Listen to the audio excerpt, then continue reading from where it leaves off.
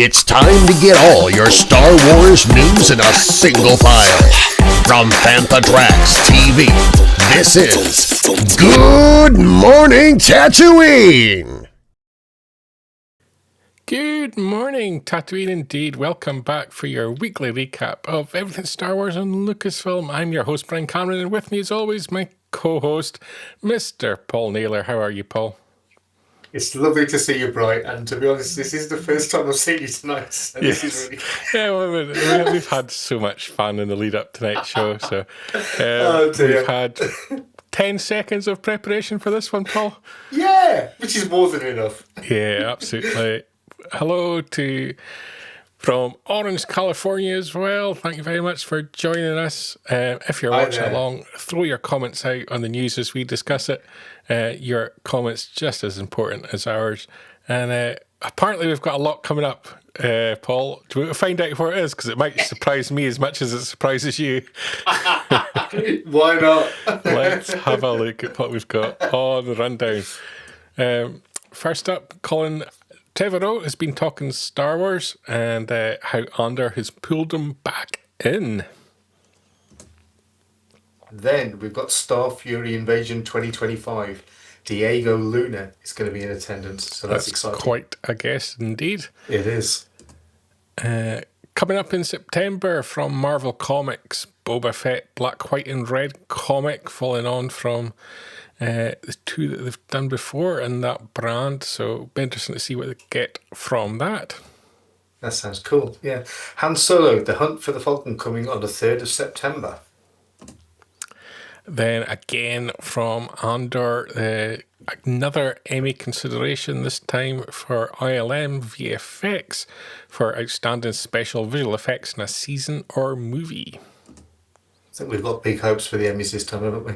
And then we've got a little bit of a look at the ILM VFX for the visual effects of Andor.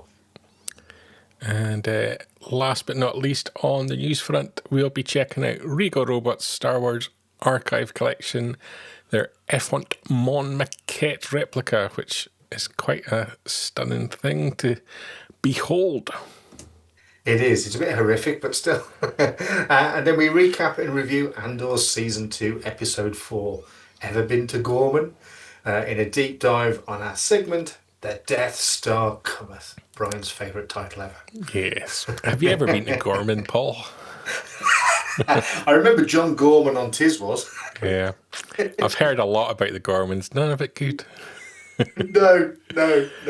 So we're going to get a deep dive into that later in the show, and we'll find out what the Ghormans are really like as we visit it for the first time in Andor. And it'll be interesting to see what we make of that. Mr. Newbold, we made it. We made it indeed. You know, it's 9 o'clock live, so as long as you're live by 9 o'clock, we made it just with 58 seconds to spare. I genuinely thought I thought you'd nodded off, Brian. I genuinely thought you were fast asleep. No, I was busy driving safely along the road. Of course. At the correct speed to make it here in time. Oh, blimey. Yeah, absolutely. Should we check out the first news item for tonight, Paul? Yeah, let's go for it. Okay, let's what have we got coming up first? Here's when it works, hopefully. Here we go. Yay! And we're going to get all the messages on screen because none of us was Do not consent. No, I consent to their adverts. Here we go. Always consent to adverts on fantatracks.com. It keeps us alive. Colin Trevorrow, he's been talking Star Wars. He's obviously on the press trail for Jurassic World that's coming out.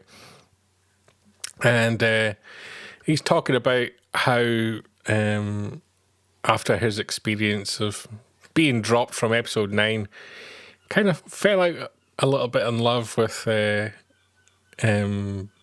Star Wars a little. And he's obviously got his new film out, Deep Cover, which stars as Jurassic World lead, who's also got our Star Wars connection, and Bryce Dallas Howard. And he explained that after the rejection from Lucasfilm from the project, he found it difficult to watch Star Wars. And but he's made an agreement with his son that this summer he's going to sit down and he's going to watch Andor with him, which not a bad shout, not a bad choice to make. So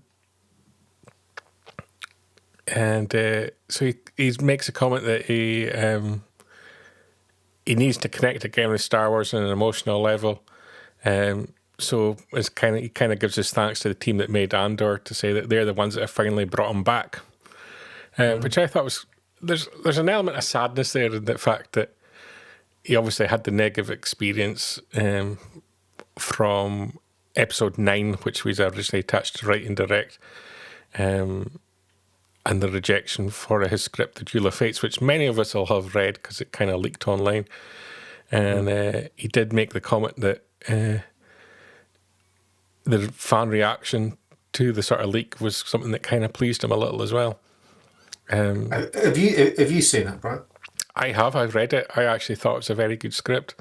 Was it? Yeah. I actually rate him very highly as a writer and director. Yeah. And I weirdly got to know him a little. We had a little conversation on what was then Twitter. He slid into my DMs on a issue not to do with Star Wars at all, strangely enough, and we just had a little conversation, a little back and forth, which was very nice. And so I was kind of sad when he left the project as well. I think he could have brought something very different, but obviously reaction to episode 8 was problematic. And Lucasfilm decided to go a very drastic, different way for episode 9. Almost something of a course correct, which probably ended up pleasing nobody. So, without telling me in any great detail what the script for Duel of the Fates was about, did it pick up from episode 8? Did it ignore 8? Or? It did, and primarily because it was obviously being developed whilst episode 8 was in production. So there was no sort of attempt to undo 8. Right. It was very much its own thing, and it took its characters in their own direction, but it wasn't trying to fix anything. Didn't have that. Because that was a big burden. It basically continued a very clear story. So you would have loved it or hated it. Probably much the same as to whether you loved 7 or 8. But it felt a more comfortable story for everybody. Did it include Palpatine?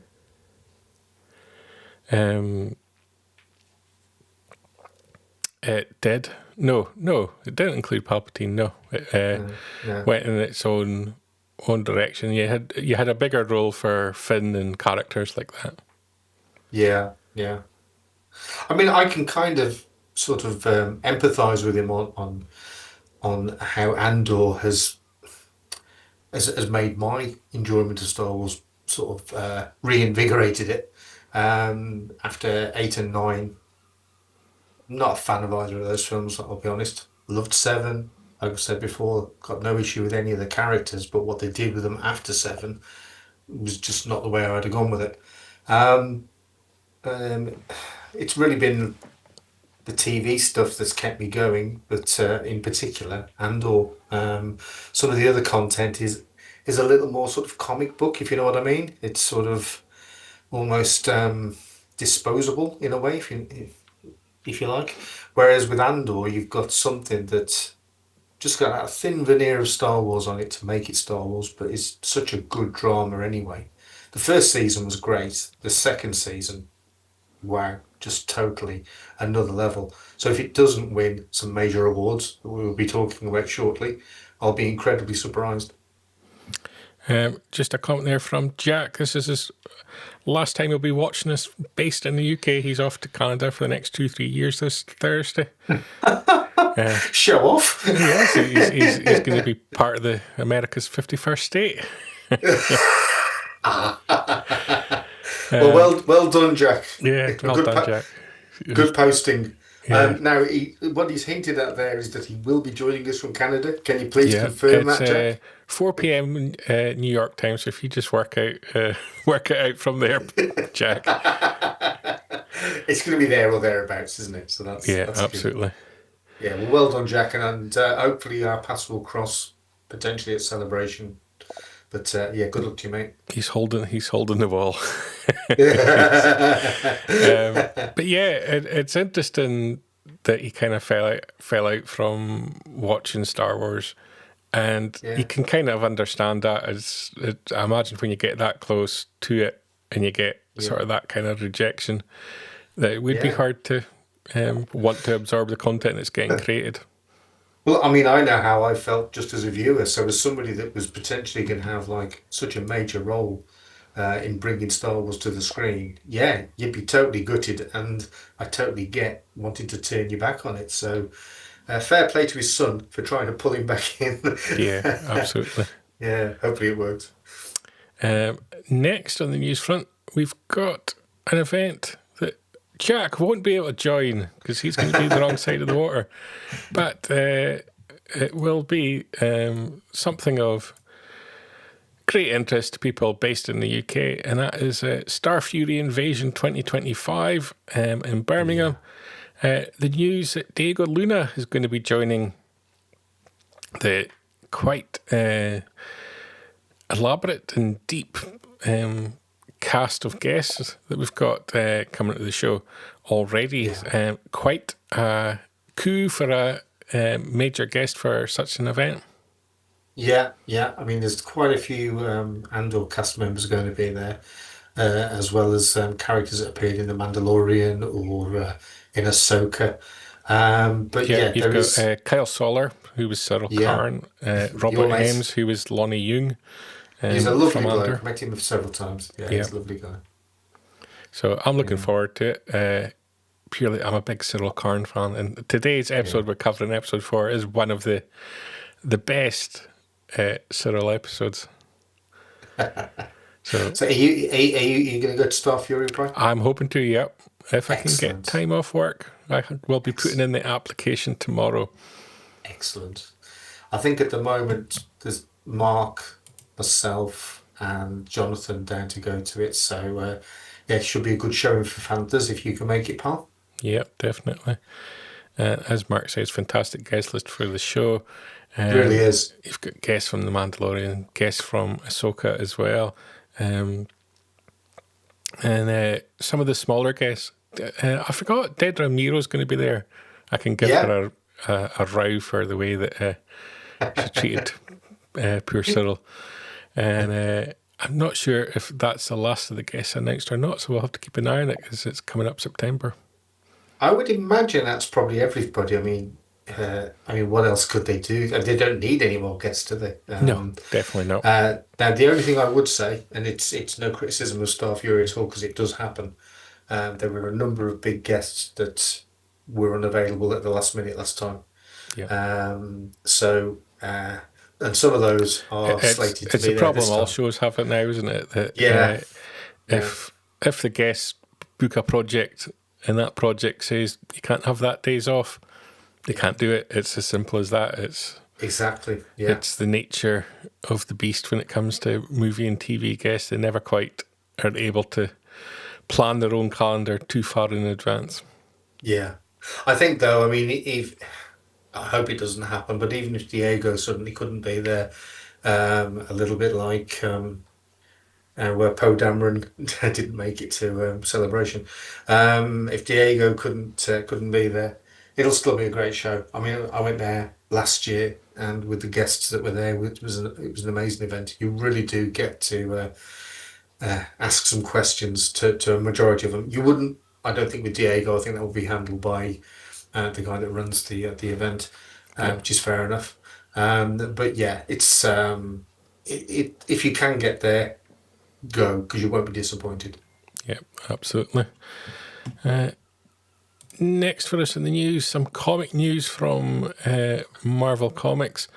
With the news that there's going to be a red, white, and a black, white, and red. Get it right, Brian. 4-issue series surrounding Boba Fett, written by Benjamin Percy with art by Chris Allen.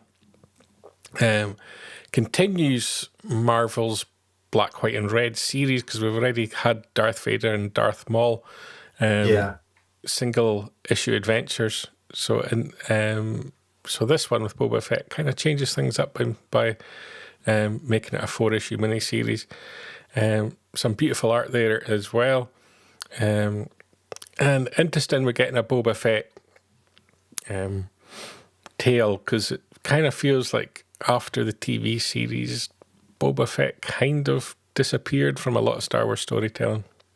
Yeah, I think there was a lot of people that were disappointed with the Boba Fett TV series, and for whatever reason, Just not the fans Great of the Bounty Power Hunter, Rangers. he's been shelved for a little bit. But what I find interesting about this series and the ones that have previously been the Darth Vader and Darth Maul ones, this to me, and I'm sure it's probably intentional, but it conjures up images of Sin City. It's that sort of noir kind of It is, idea yeah. about it. Yeah. So you've got, I would imagine the black and white is, that's the prominent element, and the red's probably sort of accent colours. But as a man who used to work in newspapers and had to do spot colour, I know all about this. This is good stuff. This is my territory. This is bright. This is good stuff. Yeah. And talking comics as well, Han Solo is also making a comeback. So Boba Fett's arch nemesis in many ways. He's been announced for a new 5-issue miniseries that's going to come on 3rd of September called Han Solo Hunt for the Falcon. I'm so glad I pronounced that correctly. It's been a long day, people. It could have went wrong. It's going to be written by Rodney Barnes with interior art by Raymond Rosanas. And it's going to have Han Solo and Chewbacca retired and tell the story of how they lost the Millennium Falcon in the years leading up to The Force Awakens. And I think I'm right in saying we might find out more about Leia. Yeah. Just coming up on the text there, yeah. And obviously from that one cover there, we've got some Lando action going on, so that'll please Mr. Newbold, big Lando fan. Yep, and we haven't had much of a story of Lando, just too much pre The Force Awakens, and because obviously he didn't appear to later in the series as well. Mr. Newbold just throwing in a quick update on Starfury Invasion. There's maybe a couple more guests yet to be announced, not including me. And starring as the back of his head in Solo. Ah, dear. But yeah, interesting, because it wasn't last week, but maybe a couple of weeks ago, I kind of criticised Marvel for a lack of exciting content on the horizon, and things could be better. So it's interesting to see them bring in 2 big hitters in Han Solo and Boba Fett, and interested to see where those stories go. So I mean, they've obviously been working on these for quite some time, so they just drip feed this information out to the public. I think when people go to Celebration, they think that they're going to hear everything that's going on in Star Wars from that point up till the next celebration. Yes, that's far how it from should it. be. That's how it should be. Yeah. Absolutely. Next up in the news, it's award season time, and Lucasfilm are pushing Andor very hard for consideration in a great many award ceremonies and categories, and they have a big marketing push at the moment for the Emmys, and promoting this week the fact that they've put ILM VFX forward for outstanding special effects in a season or movie category.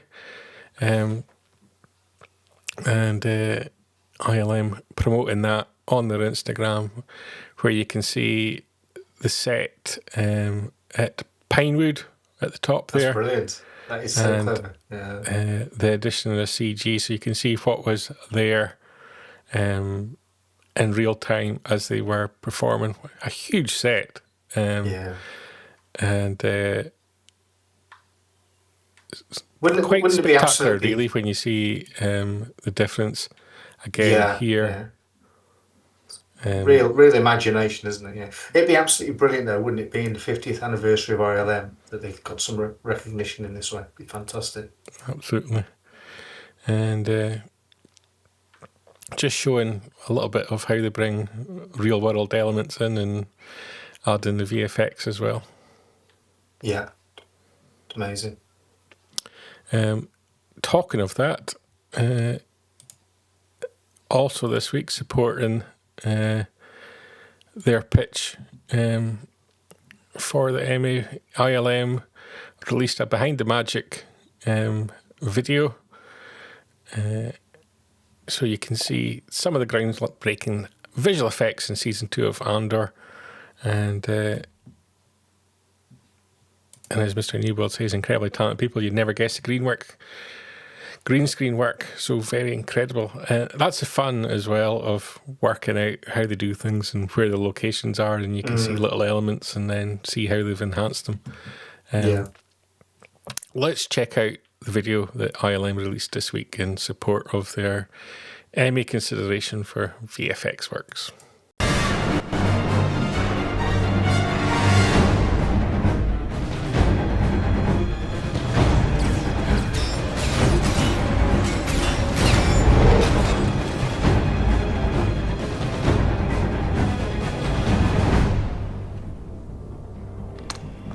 +10. +10? You have me. I see. Very well.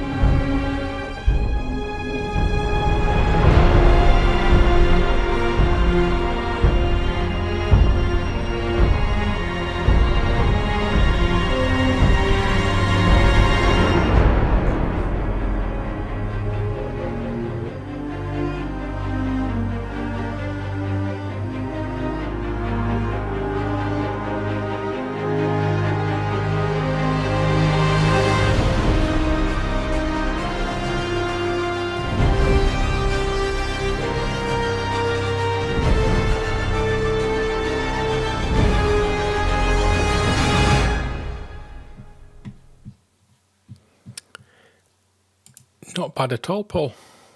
That sold it to me. Give them the award now. Give them the award. That's going to be my question. Have you considered whether they should get the Emmy or not? Oh, definitely. Absolutely, 100%. I mean, outstanding work. Yeah, definitely. I think they've done something special with that series, and sci-fi always gets overlooked when it comes to TV and when it comes to awards. It gets looked down on a lot, and undeservedly, especially in writing and production, and often it kind of feels like they get the VFX awards almost as a gesture, and it's not. I don't mean that to in any criticism of the VFX things. It's almost like when a film deserves a whole host of awards, it'll pick up the VFX, and you should be satisfied with that. It's like a consolation prize. Yeah. I don't think that's the case says, this time. Give them all the Emmys, all of them. Yeah. And more. they don't get the credit for direction, for acting, for writing. They should, because it always goes to the rubbish movie that nobody actually went to see, the arty-farty music movie, you know. Yeah. But I think the reason that Andor stands a better chance than most, if all the other Star Wars projects, is that it is basically a brilliant drama, regardless of the Star Wars element to it. So I think that's why it stands such a good chance this time.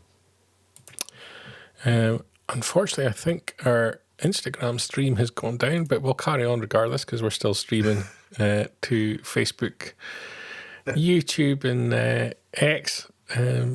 Technology on the Instagram side is difficult. It's interesting to see how hard Lucasfilm are pushing for it. A case of being very, very proud of this series, I think. Yeah, and rightly so. Yeah, I think that it's one of those things, isn't it? I think every year when these awards come up, as a panel, they seem to latch onto one thing and that surprises everybody and wins big. It'd be nice if this was the time. Yes. Then and fingers crossed. I hope so. It kind of feels like it deserves it in many, many ways. And last up in the news front, we've got some product coming from our friends at Regal Robot, who have announced the Effant Mon maquette replica. Obviously, coming from Jabba the Hutt's court from 1983's Return of the Jedi. It's going to be available both in a signature edition at $899 and a legacy edition at $11.99, limited to 45 pieces. Very, very beautiful maquette. For those that collect these, it's really, really nice. There's been a series of these now, and this is the one that's probably most close to what actually ended up on screen, I think. I think so, yeah. Apart from the whiskers and...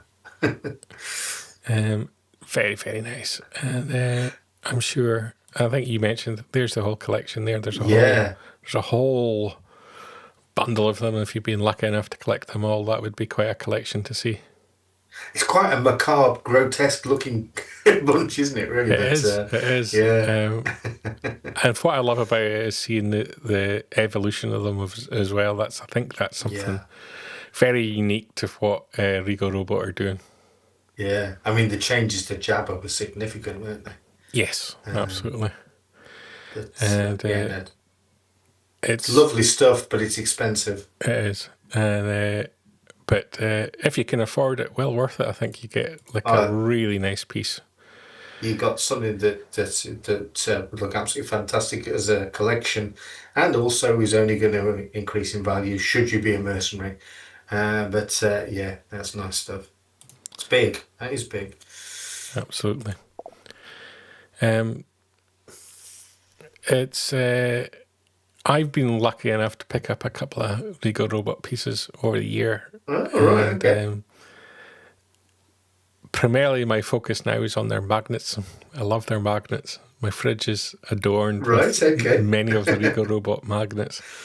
So, yeah, I'm a big fan of their work. And as Mr. Newbold says here, their attention to detail is unmatched, and their love for the films bleeds through. And Jack agrees it's a very nice piece. Yeah. And he still really wants the Tauntaun. The Tauntaun is a very, very nice model as well. Yeah. That, Paul, is us covered this week's news. Fantastic. However, that's not it for the show, because we now have the opportunity to welcome the approaching Death Star Is it as cometh? it is cometh.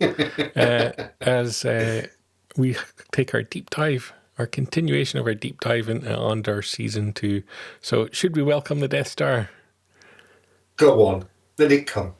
There we go. Is that beautiful? The Death Star cometh. We're talking Season 2, Episode 4, Ever Been to Ghorman. Why would you go to Ghorman? What a horrible place full of horrible people. Have you never been to Ghorman?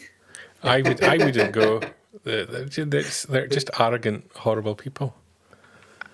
He's off again, folks. He's got all Yes, Imperial on us. If you just watch some of the news articles about them. So this was the start of the second run of 3, and what do they call it? Year 2? They did. It was 1 year on. Sorry, 1 year on. Yeah, 1 year And on. 1 year on from the previous set of 3. Yeah, so we're getting closer and closer to the events of Rogue One. Still a little bit away from it yet, but yeah. I mean, of the groups of 3 episodes, this is the one that I can remember least of all. I need to really go back and watch this set of 3. But yeah, like you say, 1 year later. 1 year later is how it began. And then maybe this will inspire me. It threw up BBY3. So it says, obviously, before the Battle of Yavin 3, which I thought was interesting, and they put up there like that, because for many people that tune in to watch this show, that probably didn't mean too much. No. I've been asked the question when I've been viewing it with various people. What's that mean? So luckily I've been able to tell them. But yeah. I think for the casual viewer, it means nothing at all. No. So that was interesting. We start in bed with Bix and Cassian. What a better way to start an episode. And she gets up and picks up her gun, and she goes hunting around the apartment, where she finds the lovely Dr. Gorst, the Nobel Peace Prize winning doctor, who lovingly played some audio of some children crying to her in season 1. And this is not the first time she's had dreams about him in the night. And sadly, she pulls a gun on them this time. And Dr. Gorst is actually referring in this to what I believe to be something that's occurred in the last year. A negative aspect, I guess, of Bix and Cassian's work, that the gentleman there is someone that she was involved in that ended up dead as a result, I believe. So it's clear that Dr. Gorst isn't really there. It's kind of a figment of Bix's mind. She's had a bit of a breakdown, hasn't she? Bless her. He looks like a lovely guy, doesn't he? Doesn't he? Does. Oh, what a lovely, lovely man. Yeah. And Cassian, he gets up and sort of grabs her, comforts her, and the apartment sort of turns back to how it actually is instead of being Dr. Gorst's lab. But it just goes to show, we're some way on from the events of Ferrex. Certainly in the timeline, we're a few years on, and still affecting her very, very badly. Yeah, and it is very well done. Spoiler alert: she does get a little better as time goes by, but clearly the ghosts of meeting the lovely doctor are still very much with her at this point.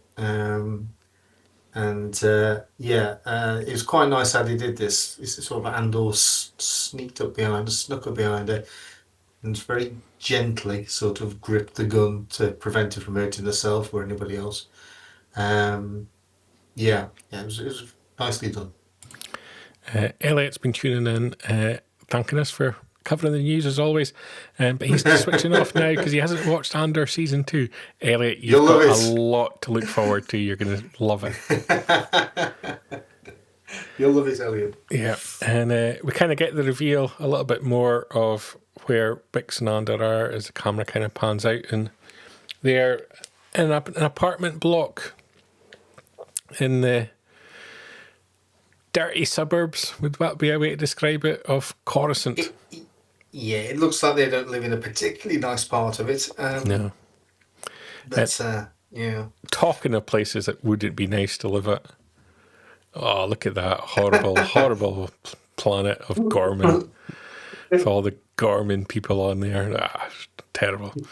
On the Rima trade route, Ghorman, Looks famous very for nice. its silks. For those who would indulge. I wouldn't, personally. But it's not all bad people that are there, because the lovely Cyril Khan is on the planet. Here he is, brushing his hair in the morning, looking stylish, looking dapper.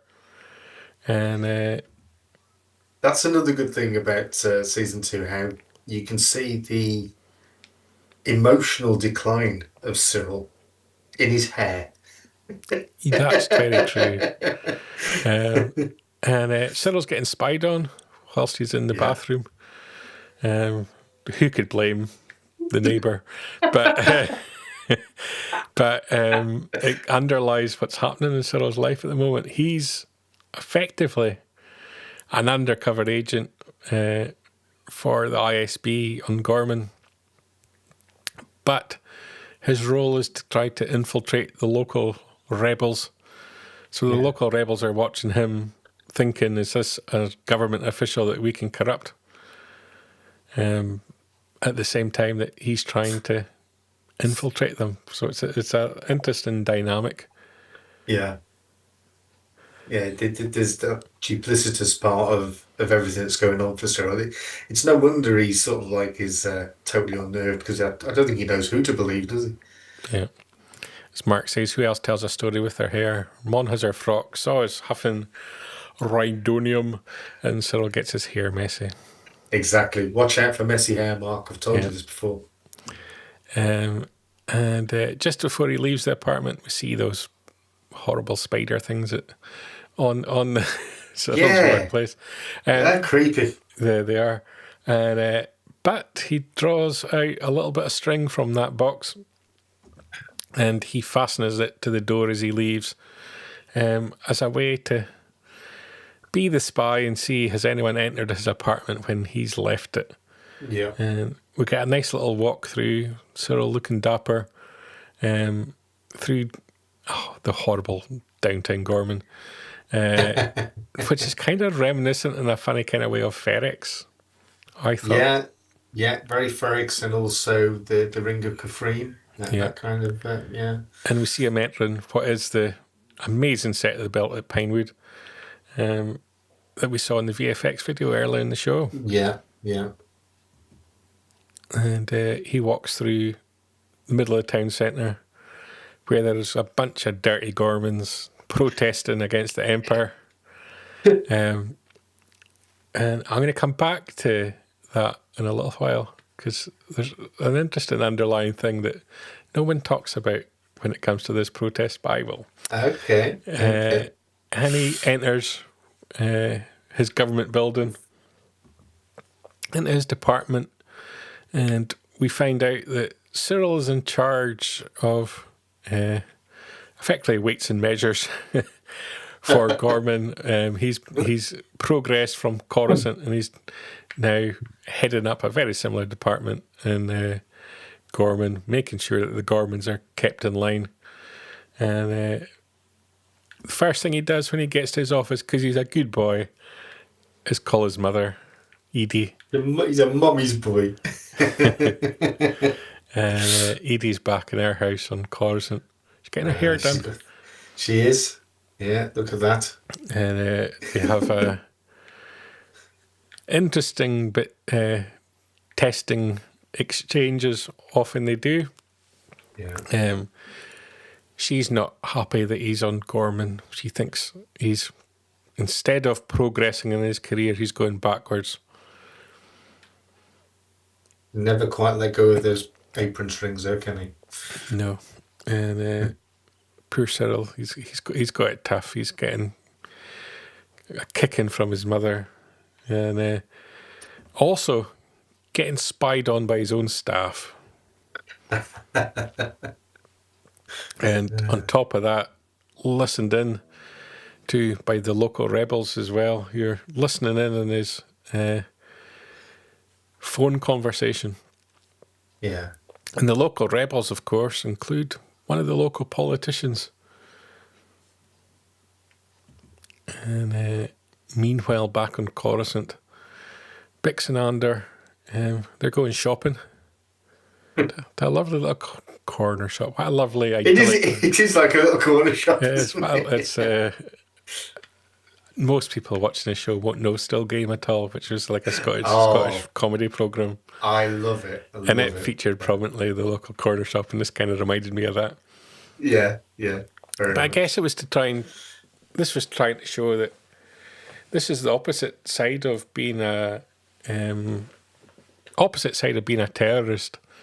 Is you've got to have some kind of normality to your life, and they were there buying their food and drink and cigarettes and alcohol, whatever. And it was kind of a bizarre little scene, but kind of important to try to show that at some point you've got to have that normality, that reach to normality. If you're going to do these extreme things, there has to be something, a measure of some description that kind of brings you back. And it was interesting. It was just a very interesting little scene to include. As Mr. Newbell said, he should have bought a cornetto when he was there. But he's only dipped in to pay for his papers. Despite her, obviously, psychological issues that was kind of shown with her in Dr. Gorst, she's probably settled more into the normal life than Cassian is. He's still kind of a little bit on edge. Yeah. I mean, for him, it's a smokescreen for who he is, but I think probably Bix is probably crying out for normality. Yeah. Back in Ghorman with the lovely Cyril, because this was a Cyril episode, that's for sure. Yeah. He gets cornered on the street, as you would in Ghorman, by spider salesmen selling you little ornaments of spiders. This is like the equivalent of being approached in London with like a Big Ben or it is, yeah, a Beefeater. I love London hats. I love spiders, Ghorman spiders. Who would want one in their house? But we'll come back to that in the very last episode of Andor, because they reappear in an interesting place. Yeah. On Coruscant, Andor obviously knows that Bix has got mental health issues. So what does he have her do? Repair guns, because that's exactly what you would do in that situation. Things are tense between them. She doesn't want to be open and discuss what's going on in her head. She's not happy that Cassian plans to go off on his own and kind of leave her behind. He thinks he's helping her a little by not involving her in his terrorist activities, but she kind of wants to be busy. She does look haunted though, doesn't she? She does. But the makeup artist did a cracking job, because she really does look sort of like on the edge. Yeah. Cyril, meantime, he's gone home from work. He's found that the little bit of thread that he tied to the door in the morning has been snapped, so someone's been in his apartment. He's bought a spider from the spider salesman, and inside the spider's a little message inviting him to the local rebellion group meeting of sorts. And so he adds another spider to his collection. Yeah. Cassian and Bix, meanwhile, they're having supper cooked by Cassian. She's not happy. I think it's again his work rather than the quality of the food. I think so. Yeah. He looked like he was chopping everything up good. Yeah. And Cyril does a little walk across town in the evening, heads back to the office, where he makes a secret call from a little secret room at work to Dedra and updates her on what's going on in Ghorman and how far his infiltration has gotten. And effectively, whilst they're in a relationship where he's been sexually bullied, as I described in the last episode, he is also working for his girlfriend. That's an uncomfortable work-life balance, isn't it? That's what do they talk about when they get home? Nothing. Yeah. You know. And of course, everything that she tells him, she takes back to her ISB meeting. Yeah. And we begin to see the relationships develop between the ISB agents in this episode as well. And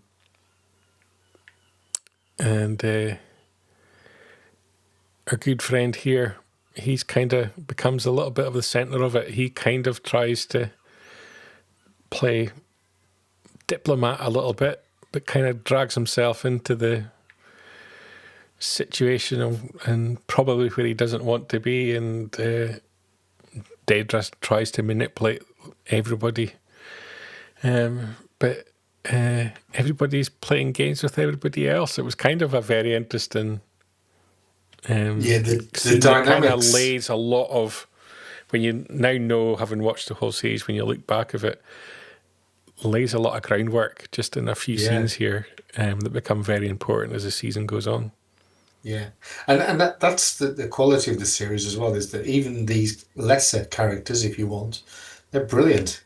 So sort of like, it's even the very fine detail in the facial expressions, everything. It's so spot on.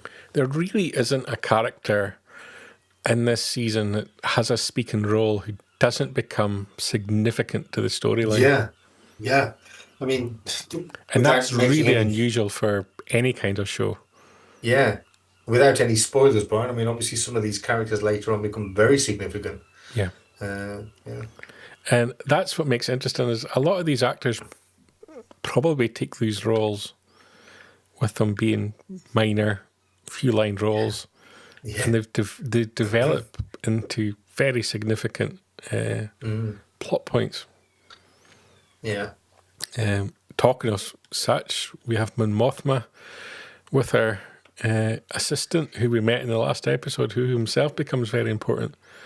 And she's in Coruscant doing political work, and with it being Mon Mothma, who does she meet with but a Ghorman? She's meeting with a Ghorman. Why would you do such a thing? The centre for Ghorman. And this indicates a very key point about the whole season, is you've got the Ghormans complaining about the Empire and the Empire building an office block, an administration block on Ghorman. And I think there's a bit more to it than that, bro. Well. And the Ghormans have democratically decided to be members of the Galactic Empire.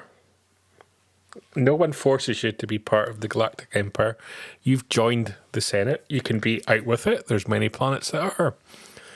So when you're complaining about what the Empire are doing, the Empire having a garrison there and so on, and soldiers there, you're talking really, it has to be a minority of Ghormans who think this way, because otherwise you would just remove yourself from the Galactic Empire. You would Gore-exit, if you like. I was trying to think of the comparison. Yes, you're quite right. Gore-exit. Yeah. But if you don't want to be part of the Empire and you don't want the Empire rule affecting your planet, leave. That's the democratic process. That's your choice. And they very democratic. You've got one option: leave. You know, and no one's forcing them to be part of the Galactic Empire. If you choose to be part of the Galactic Empire, you've got to follow the rules, fall in line with the decisions made by the Senate. And so again, this is really a storyline of individuals who don't want to respect the democratic decisions. It's also a storyline that's very familiar with the real world. But Mon Mothma then goes off on a little tangent of meeting with various senators around Coruscant, whipping up the cause of Ghorman. When the cause of Ghorman is really in the Ghorman people's hands the entire time. So was there really we've had the so-called Tarkin incident where, he accidentally reversed his Star Destroyer and a few people, accidents happen, and we're building to another Ghorman issue. If the Ghorman people wanted, they could leave the Emperor, and yet she's trying to whip up trouble. So I just find the whole thing interesting. The whole Ghorman aspect very, very interesting. I think the fact that the people that we see, the Ghormanites, or whatever they are, the Goresh, they are all very sort of horrible. Politically motivated. They are, yeah. So it makes me think: is this a minority whipping up tension on Ghorman, or is there really a big support for their issues against the Emperor? I don't think there's any accident that they come across very similar to, say, French farmers. There's a connection there for sure. Not only in the accent and the one criticism that Star Wars has often had is that why does everybody speak English, or basic as it's called in Star Wars? But guess what? We're on a planet here that doesn't. There is a parallel there in terms of French farmers have a disproportionate impact on political decisions because they're very militant. There's something very similar to what's going on in Ghorman if they would just fall in line. Yeah. I mean, let's be honest, it's no accident. I mean, they very much use that as the template for what these people are like.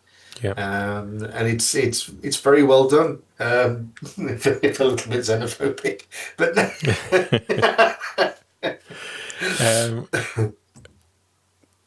meanwhile, also in Coruscant, the little ISB scumbag traitor. A very nice bloke, Robert. Meeting once again with Luthien. Yeah. And, this may be for the first time. He's not necessarily a very happy rebel, I guess, and giving up his information to Luthien. He's maybe starting to doubt whether he should have aligned himself with Luthien or not. Yeah. Again, brilliantly acted, but the tension there between the two was amazing. But he's almost getting bullied at this point a little bit. He is, yeah. I mean, he's got a young family, so I think he's thinking more about them and what the impact on them is going to be. So, I think he's wanting to back out, isn't he? Yeah, that's how it comes across. Yeah. Meanwhile, we talked about the Ghormans and the political aspect of the entire storyline. We meet Cyril at his political meeting where they're discussing their issues. It's a rally. It's a political rally. An illegal political rally, might I point out. And we get our first real introduction to the Ghorman language, which, as you indicate, is kind of a cross between French and German a little bit. And the majority of the Ghorman actors are French here, which, undermines the story a little bit, because if it was the French, they would have given up inside a day and it would have been a 3-year problem for the Empire to take control. I think a lot of these actors as well, probably if you are French or if you are familiar with French TV or film, these are probably very well known actors, aren't they? Yes. Yeah. They certainly seem to. I mean, this guy, he was brilliant. The the older chap that's quite prominent. He's fantastic as well. So at this point, there's a lot of the Ghormans who really want to whip up their issues with Empire, and they're radicals, aren't they? They are radical. Cyril's kind of watching. There's some within Ghorman politics that are trying to keep things a little bit more measured.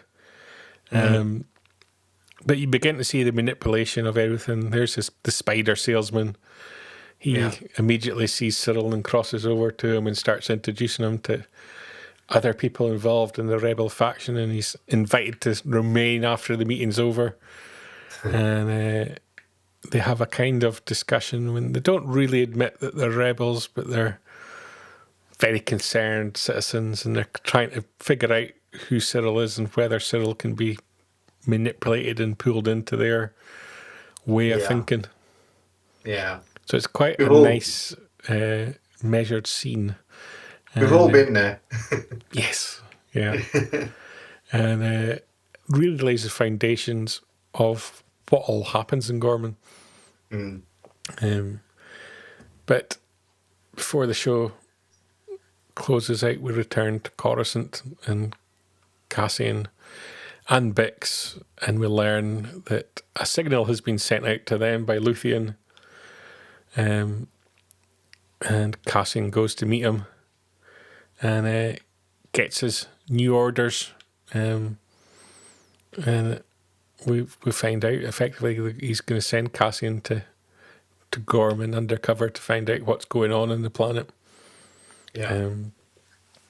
Meanwhile, we introduce a new planet, in Dakar, as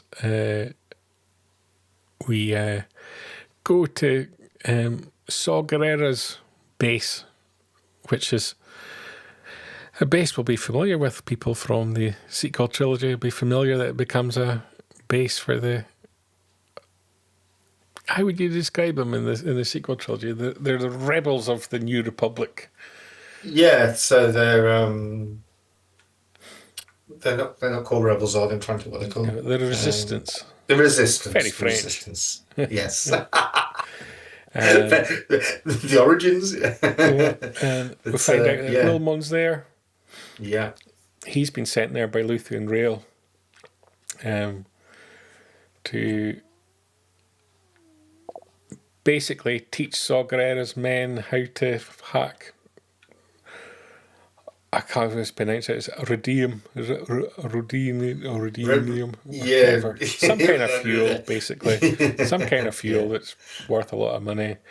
But it's an uncomfortable alliance. He's almost... it reminded me of Breaking Bad.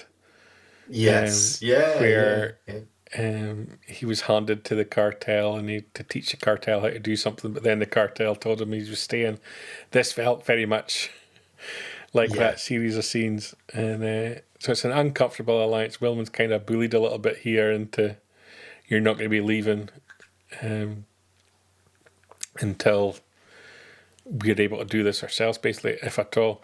Mr. Newbold helpful as a Rhydonium. I wasn't too far off. Rhydonium. There you go. Thank you very much. Interesting build up a scene, something that becomes important for Wilmon's character in the next couple of episodes as well. And again, having seen season 1, Wilmon, very much a background character, and the significance that he starts playing in this. Yeah, it's cleverly done. And it also kind of lays the foundation for the Saw Gerrera that we discover in Rogue One as well. Yeah. Although I was kind of sort of like, I got my own idea of how he became the Saw that we knew in Rogue One. Completely didn't guess the way he was. I mean, he comes across as quite a crazy dude, let's be honest. Yeah. And as Cassian heads off in his latest job for Luthien, back at the apartment, Bix is doing the drugs. Yeah. Which explains why she's got negative thoughts on Dr. Gorsh, because anyone that thinks bad of him would have to be high on drugs. It's kind of what I think. No, she's right about him. No. All he did was play sounds of a child crying. What's wrong Is with that what it was? Are you sure All that's it what was. it was? You know, and he'd received awards and accolades for his work. A highly respected doctor. Well, let's see if he gets an Emmy. And there she is, just doing drugs. She probably got them from the local corner shop. Yeah. Not to cast aspersions on corner shop owners, but you know, a lot of them get stuff under the counter. Backtrack quickly there, So Brian. it kind of underlies, maybe that's why she's so friendly with the shop owner, because he's the one that's her dealer. That's what I think. That's basically what I've gotten from the whole scene. Oh dear. So near, so far. Yeah. And the fact that she's high in drugs explains her actions in future episodes as well, I think. You could be right. A galaxy far away. There you go. Yeah. And that, Paul, brings us effectively to the end of our recap this week. And leaves us just to say that Death Star cometh as part of Good Morning Tatooine, your weekly recap of all the latest Star Wars news, live streaming every Sunday at 9 p.m. in the UK, 4 p.m. in New York, and just for Jack, whatever time that is in Canada.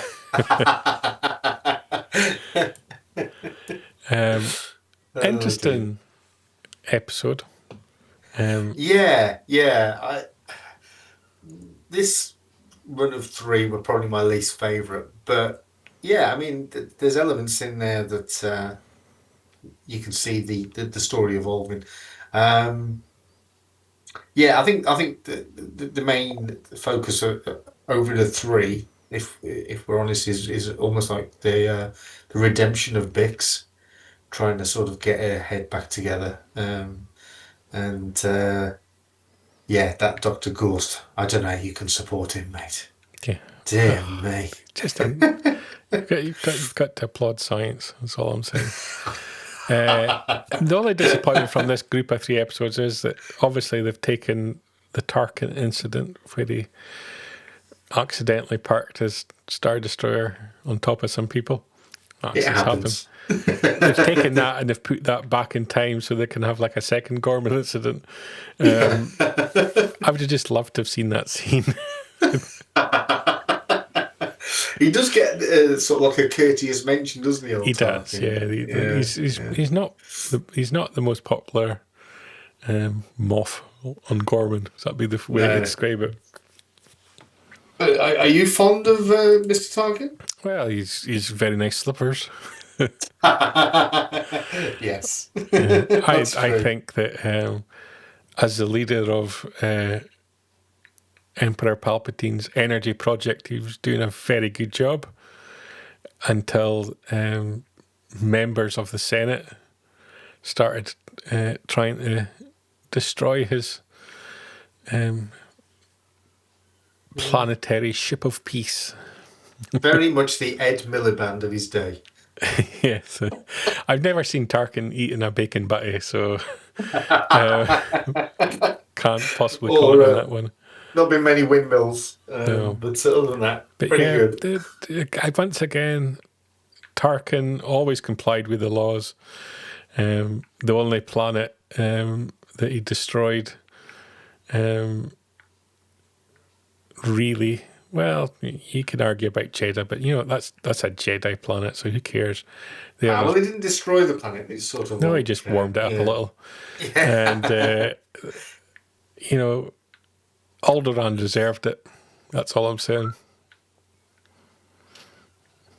That's those are big bold words.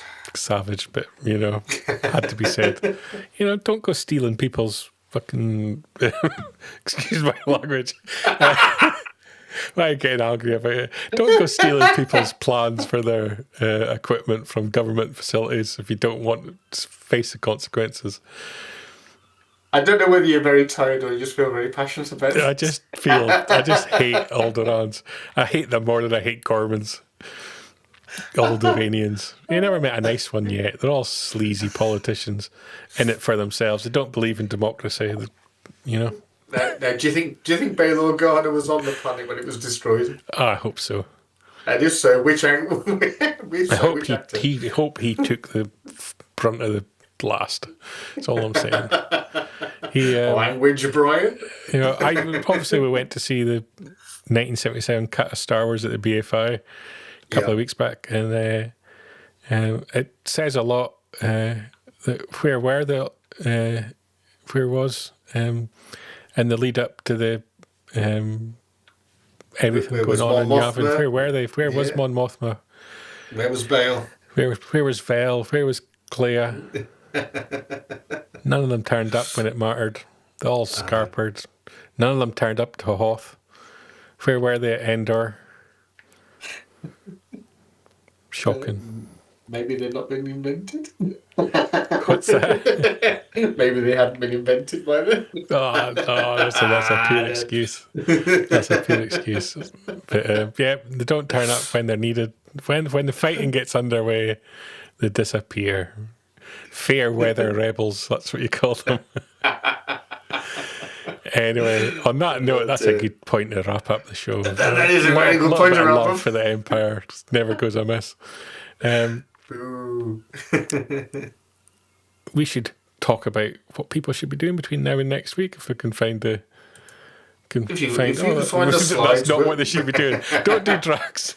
Don't do drugs, kids. Oh dear. People that don't do drugs, go to fandomtracks.com for all your Star Wars news in a single file. Daily Star Wars and Lucasfilm news covering films, television, collecting, fashion, gaming, literature, music and art, with interviews, event coverage, podcast reviews, and latest drug reviews. And if you want a further hit of Star Wars, you can always try Instagram, Facebook, Threads, X, or TikTok. If you're looking for something that'll make you happy for the week, tune in to Phantom Tracks Radio on your podcatcher of choice. A whole host of shows available this week on Making Tracks. We've got from the Festival of the Force event, interviews with Lynn Robertson Bruce and Paul Blake coming out on Tuesday, and a new episode of Collecting Tracks on Friday. And if you're high as a kite, you may discover Fantha Arcade live streaming gaming at some point. Otherwise, come back for more Good Morning Tatooine next Friday. Or next Friday? Next Sunday would probably be better. Turn up on Sunday, 9 p.m. It promises to be a good one next week, right? I'll say nothing else. Next week. In fact, there's no Good Morning Tatooine next week. Is it not? I thought there was. No, we're not going to be here, Paul. We're going to be replaced. Next week there's a whole new show, but be here 9 p.m. Sunday for a wonderful new addition to the Phantom Tracks family of shows. Will we recognise the hosts? Oh, you might have met them at some point in the past. This is exciting stuff. So be sure to tune in June 29th for something special. On that note, Paul, I think it's a good point for me to say it's a good night from me. And it's a good night from Zamo. Good night. Keep up to date with the latest Star Wars news each and every day on fanthatracks.com. You can also find us on Twitter, Facebook, Instagram, TikTok, Tumblr, and Pinterest at Fantha Tracks. And be sure to like, comment, subscribe, and follow Fantha Tracks TV to be alerted to new content and to be a part of our live shows.